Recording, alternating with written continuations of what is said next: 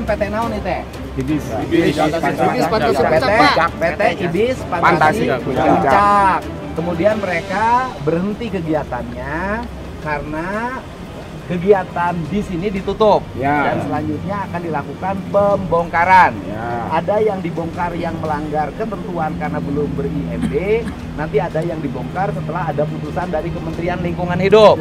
Ya, tentunya sebagai warga, bapak-bapak, ibu-ibu, pamajikan mah kudu diberi duit, kudu diberi dahar, bener tuh? Kan pamajikan tenang, cicing di imah tapi duit menang. Oke? Tapi tetap ke mantuan di dia, lamun begitu pengangkatan material barangkali dikerahkan, bantu, oke? Mantap? 7 Maret 2025, alat berat sudah diturunkan.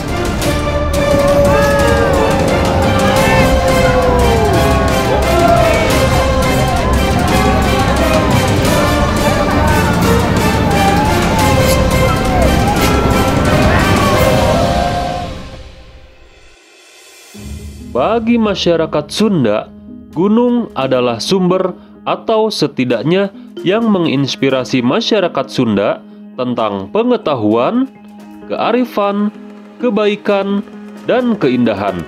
Sehingga masyarakat Sunda sangat menghormati gunung dan hutan melalui sarana mitologis seperti folklore, cerita pantun, upacara, dan pamali. Selain itu, tanah Sunda sering disebut Parahyangan. Istilah ini berasal dari anggapan bahwa di Tatar Sunda dikelilingi oleh gunung yang dianggap sebagai tempat tinggal para hyang, sehingga dinamakan Parahyangan. Selain itu, gunung berperan penting dalam perjalanan sejarah Sunda karena berbagai situs megalitikum dan makam-makam keramat umumnya ditemukan di gunung.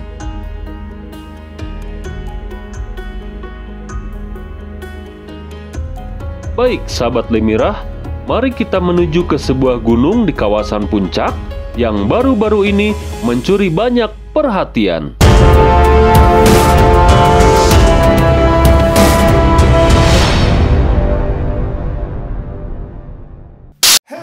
Perkebunan teh Gunung Mas Puncak merupakan salah satu perkebunan teh terluas di Jawa Barat. Perkebunan teh ini berdiri pada tahun 1910 dan merupakan salah satu unit usaha PT Perkebunan Nusantara 8, hasil penggabungan Perkebunan Gunung Mas dan Cikopo sejak tahun 1972.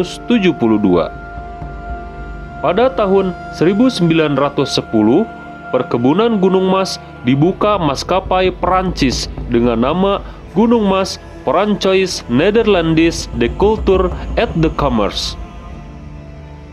Selanjutnya, pada tahun 1912 berdiri perusahaan Jerman yang bernama NV Culture My Cikopo-Zuid. Kemudian pada tahun 1949, karena Jerman kalah dalam Perang Dunia Kedua, perusahaan ini diminta oleh pemerintah Belanda dan dikelola Pusat Perkebunan Negara yang dulu disebut dengan GLB. Selanjutnya, pada tahun 1954 berganti pengelola perusahaan Belanda dengan nama NV Tiedemann van Kessem atau TVK yang berkantor pusat di Bandung. Baru pada tahun 1958 diambil alih oleh pemerintah Republik Indonesia. Kawasan Puncak sudah sejak lama dikenal sebagai daerah wisata, baik wisatawan dalam negeri maupun luar negeri. Saat melintasi kawasan Puncak, kita akan melewati sebuah masjid yang indah dengan arsitektur yang khas dan sederhana, yaitu Masjid Atta-Awun. Nama Atta-Awun diambil dari bahasa Arab, ta'awana, yata'awuna, ta'awuna, yang artinya tolong-menolong, gotong royong, bantu-membantu dengan sesama manusia. Sebelum dikenal sebagai Masjid Atta-Awun, masjid yang memiliki ciri khas lengkungan putih ini pada mulanya diberi nama Masjid Al-Muttaqin.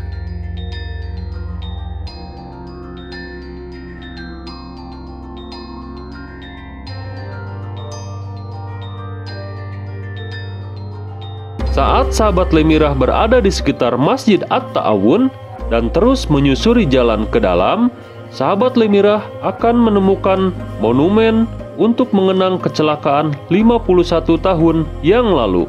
Helikopter jadul yang mirip capung ini ternyata merupakan helikopter yang jatuh di lokasi tersebut.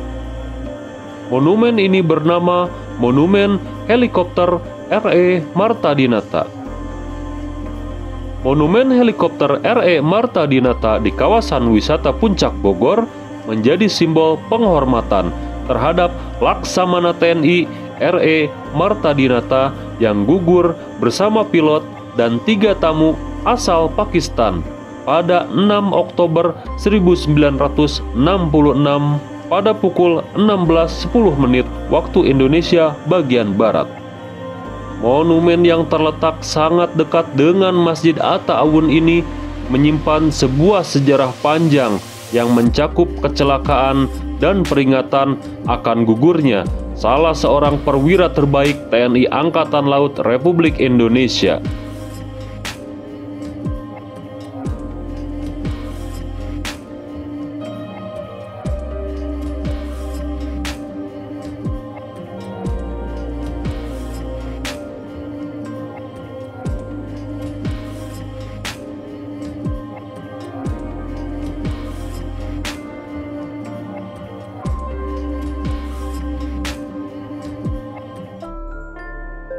Telaga Warna Puncak merupakan salah satu tempat wisata di Bogor yang tidak lekang dimakan waktu.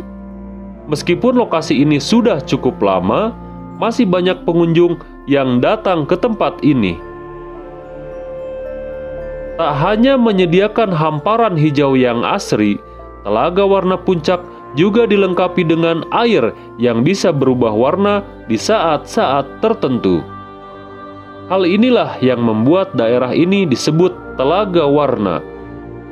Namun, di balik keindahannya, Telaga Warna juga menyimpan beragam cerita-cerita rakyat dan mitos yang telah diwariskan dari generasi ke generasi. Dimulai dari keberadaan istana gaib yang berada di telaga maupun keberadaan sepasang ikan purba yang memiliki kekuatan magis yang berada di tempat tersebut.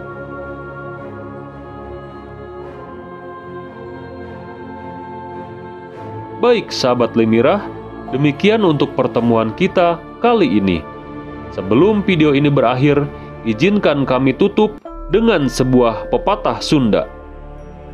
Gunung Kaian, Gawir Awian, Cunyusu Rumateun, Sampalan Kebonan, Pasir Talunan, Dataran Sawahan, Lebak Caian, Legok Balongan, Situ Pulasareun, Lembur Uruseun, Walungan Rumateun, Basisir Jagaeun.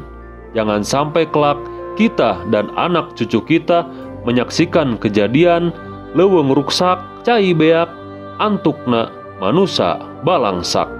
Salam legenda misteri dan sejarah Lemirah.